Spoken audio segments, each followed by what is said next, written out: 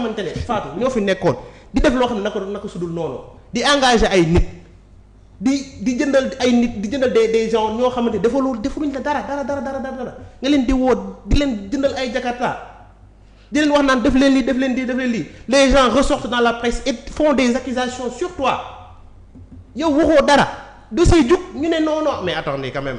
d'accord il faut ñu weesu loolu quoi. il faudrait que ñu weesu loolu quoi. xam nga lu ma jaaxal. il faudrait vraiment que ñu weesu li ma jaaxal mooy nee na am na ñu nekkoon sur le droit chemin quand le président Macky Sall était aux affaires et que ñooñu kenn inquiété wu leen peut-être qu'il veut parler de Mary Teuw Niane ou de Mimi Touré ou de Aminou Lo. Pour les deux cas, je sais qu'il y a des rapports qui sont ficelés qui les concernent, Mimi Touré et comment dirais-je, Mary Teuw Niane. Et pourtant, ils sont à côté d'eux. Xam nga problème bi mooy la nekkoo ci sama bopp ba ne bay tudd tout. Non, c'est-à-dire man je le dis de manière ouverte et claire, c'est partout clair absolument. Que ni c'est des gens yoo xam ne Macky Sall a nommé combien de ministres par des rapports. Macky Sall a nommé combien de ministres. Amadou Hott bokk ci. Non j'ai la parole. Non Amadou Hott je pose des questions. Non parce que Jérôme, vous êtes en train de sous-entendre ce que j'ai dit. Jérôme, remets tes yeux là. Non vous êtes en train de sous-entendre mes propos. Remets tes yeux. Non vous êtes en train de sous-entendre mes propos. Non remets tes yeux. Vous êtes en train de sous-entendre mes propos. Non. am na ñoo xam ne moom ci nguur gi ñoo doon doxal lu jaar yoon kenn inquiété wu leen Amadou Hott bokku ci. Amadou Hott n'a pas été ministre. Aliou Sow n'a pas été ministre. am nañu. Mais nañu waxante dëgg tamit. Moi je n'ai pas parlé de ça. Moi je n'ai pas utilisé cet argument. D'accord. Moi. Non nañu wax nit lu mu wax quoi vraiment. Moi je n'ai pas utilisé ces arguments. C'est désolant. Yow yaa utilisé argument yooyu man utilisé wu ma ko. C'est désolant. Xam nga man su ma ko waxoon mën nga ma ko retourner. Non mais c'est désolant.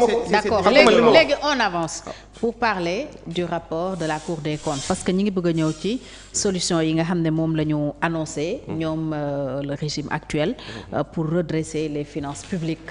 Solution yi bëri na mais ku wax solution wax problème bi mooy li rapport Cour des comptes bi wone ñu interpellé ci l'ancien régime parce que pratiquement accusation yi ñoom la visé d'anciens ministres d'anciens directeurs généraux am na sax ñu jàpp ne le président Macky Sall moom la ñu war a njëkk a convoqué ci mbir mi s'il doit y avoir arrestation il doit être le premier interpellé ci loolu lan mooy yow sa jàngat ak sa conviction ci rapport bi bala ñuy ñëw ci solution yi ñu annoncé mais yow sa bopp sax bu fekkee témoin nga seedeel nga sa diggante ak yàlla yi ma fi jaar yëpp ñu wax ci par rapport à ce rapport qu'est-ce que j'ai dit ici que ce rapport su génnee infirmer Sonko ou mu confirmer Sonko yëpp moi dama koy déchirer je ne me reconnais pas à travers ce rapport. Je l'ai dit plusieurs fois ici sur ce plateau et sur d'autres plateaux je l'ai dit parce que xam nga lu tax les dés sont pipés le jeu est faussé c'est l'argument que j'ai toujours utilisé quand par exemple le jeu est faussé à quel niveau?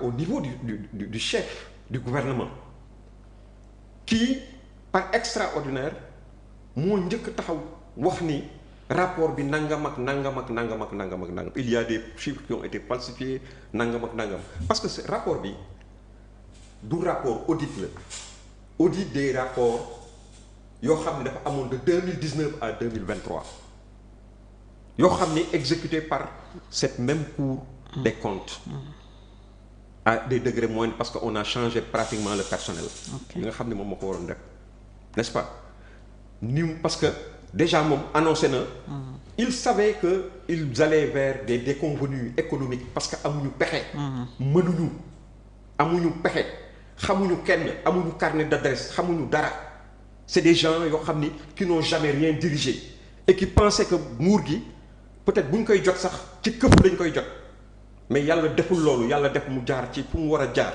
comme sénégalais yi ni ñu ko mës di defee n'est-ce pas muy des élections libres et démocratiques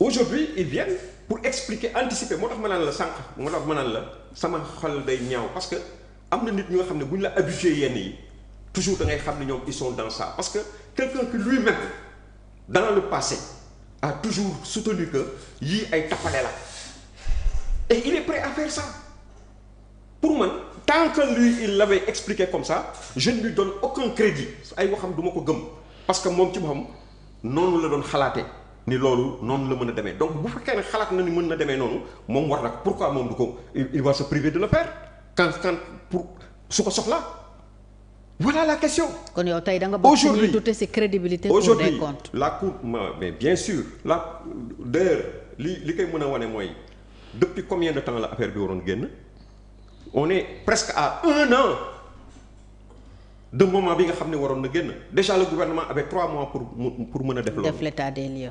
ensuite jox ko Cour des comptes mu valider wala mu def contre expertise am mais c'était en juin normalement juin 2024.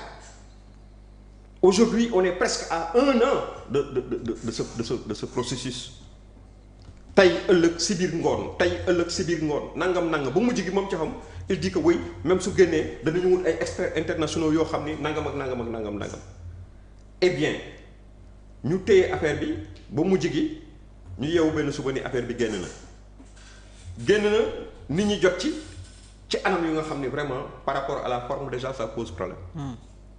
Par rapport à la forme naa ci njëkk wax ça pose problème. ci naka.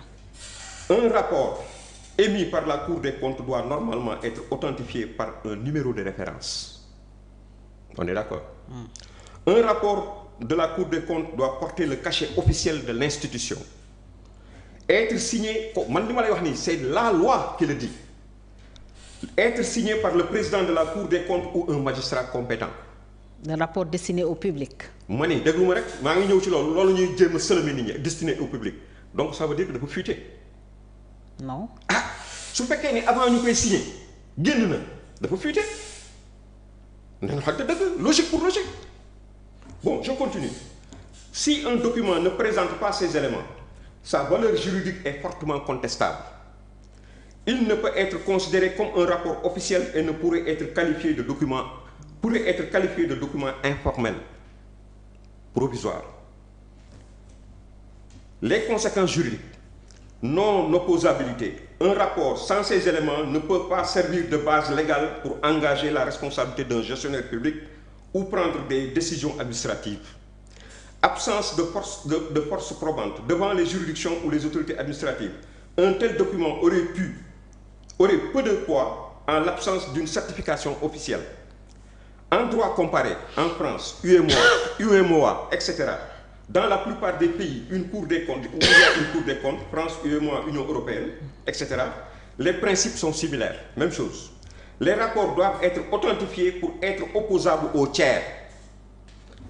Un rapport provisoire, entre parenthèses, ou une fuite, un rapport provisoire ou une fuite sans cachet,